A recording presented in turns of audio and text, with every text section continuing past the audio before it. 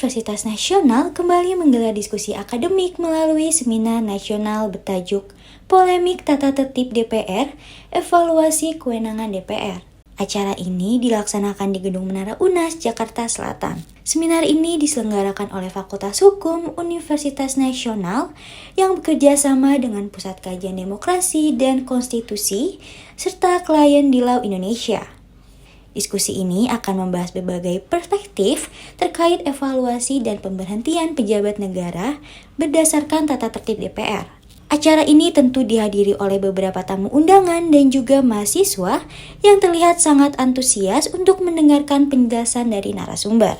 Sejumlah narasumber yang turut dihadirkan untuk memberikan pandangan mereka di antaranya: yang pertama ada Bapak Dr. Mustaqin SHMH, Wakil Dekan Fakultas Hukum UNAS, yang akan membahas pandangan akademisi terhadap polemik tata tertib DPR. Yang kedua ada Bapak Laksda TNI Pun Dr. Wahyu Mujiono, SHMH, selaku founder Pusat Kajian Demokrasi dan Konstitusi, sekaligus pengamat militer, yang akan menyampaikan pandangan pengamat militer terhadap polemik tata tertib DPR. Yang ketiga ada Bapak Selamat Ginting, selaku analisis politik UNAS yang akan mengupas pandangan pengamat politik terhadap polemik tata tertib DPR.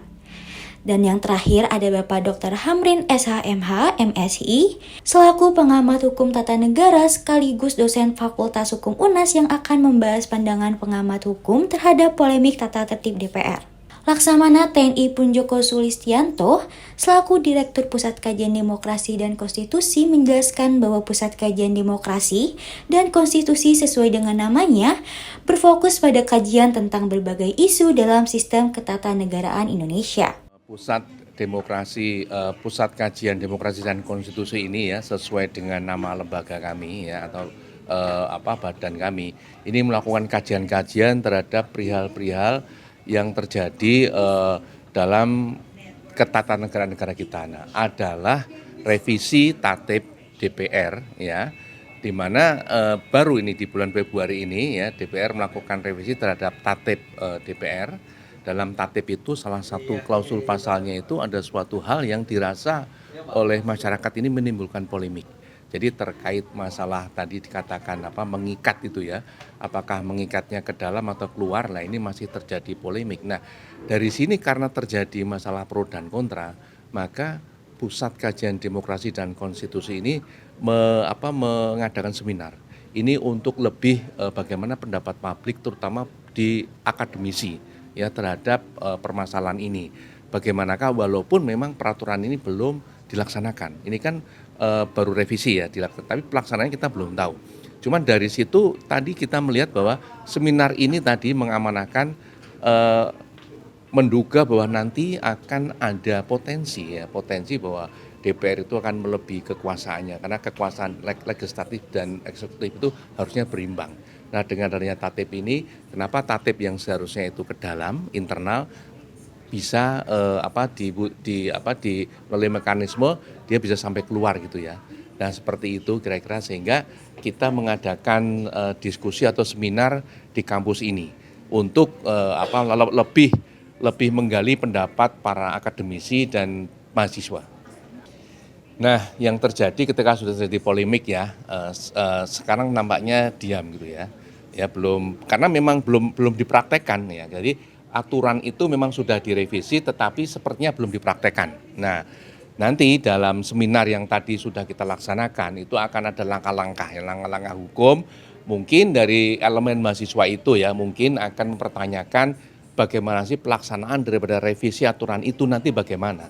Jadi yang mau dilaksanakan, ini kan kita sudah menduga ada potensi, kita belum tahu pelaksanaannya. Nah dari sini kita memberikan masukan-masukan dahulu dari tadi seminar tadi timbul, sehingga nanti dalam prakteknya mereka mau mengubah aturannya itu, atau misalkan tidak dalam prakteknya dia tidak akan mengubah keseimbangan antara legislatif, eksekutif dan yudikatif. Karena dalam amanah konstitusi kita ya, lembaga-lembaga eksekutif, yudikatif, legislatif ini seimbang. Ya, tidak ada yang lebih berkuasa dan tidak ada yang lebih tinggi dalam kerangka menjalankan pemerintahan negara kesatuan Republik Indonesia ini.